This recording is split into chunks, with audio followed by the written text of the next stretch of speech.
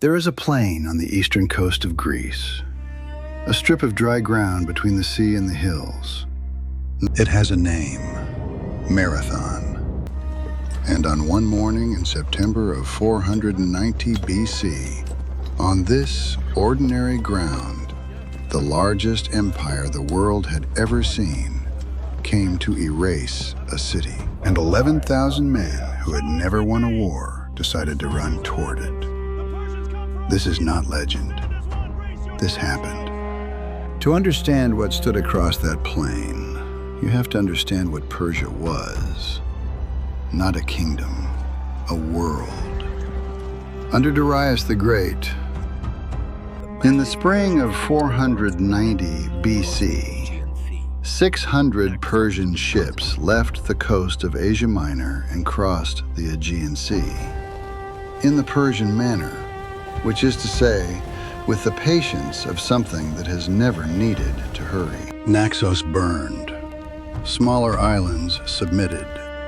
The fleet moved west. It always moved west. The Persian commanders chose their landing site on the advice of a ghost.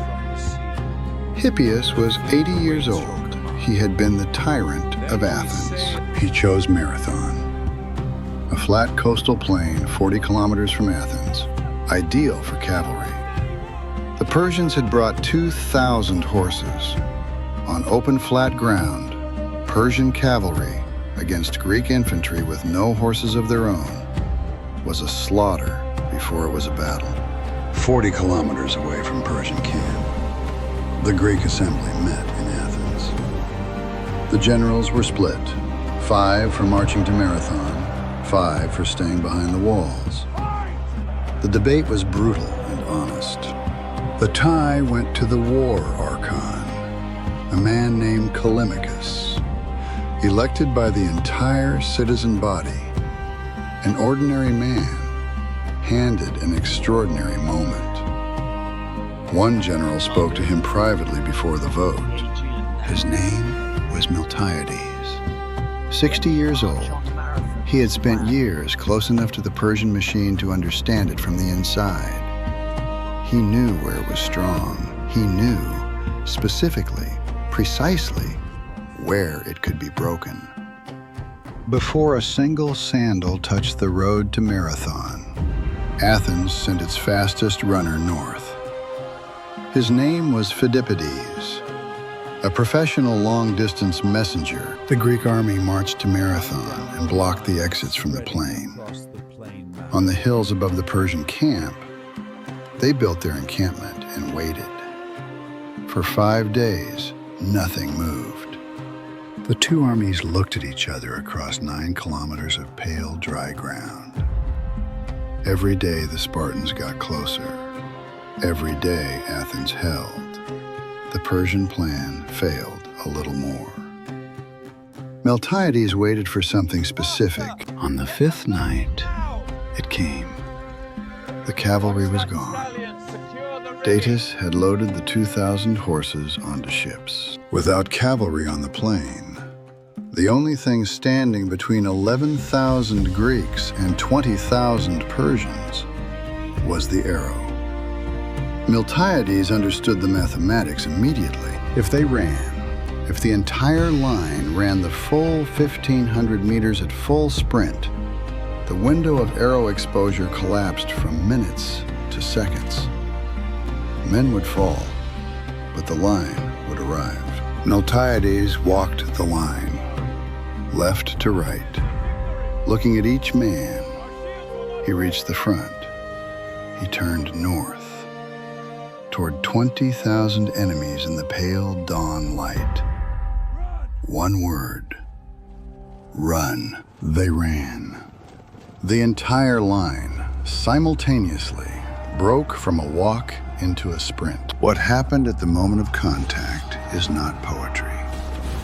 It is physics. 11,000 men in full bronze armor, each carrying 25 kilograms of shield, hitting a standing line at the speed of a sprint. The Persians pushed back. They were soldiers, experienced, brave, men who had conquered half the world.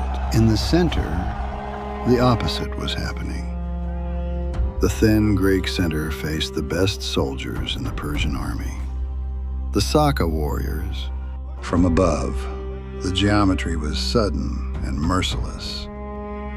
The Greek left flank pivoted 90 degrees, driving eastward into the exposed left side of the Persian elite.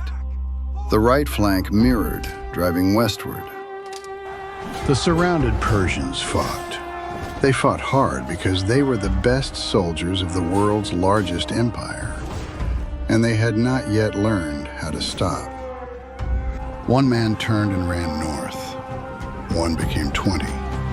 20 became 200. 200 became the Cascade. The Greeks pursued them 3 miles to the beach. Because the ships were the last thing, at the waterline, one man held a ship. Callimachus, the war archon, the man whose vote had sent Athens to Marathon, had his hands locked on the hull rail of a beached Persian trireme. 6,400 Persians lay on the plain. 192 Athenians. Miltiades stood at the Marathon beach and read the Persian fleet.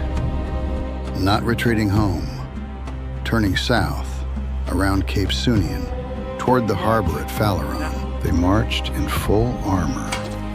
26 miles. September heat.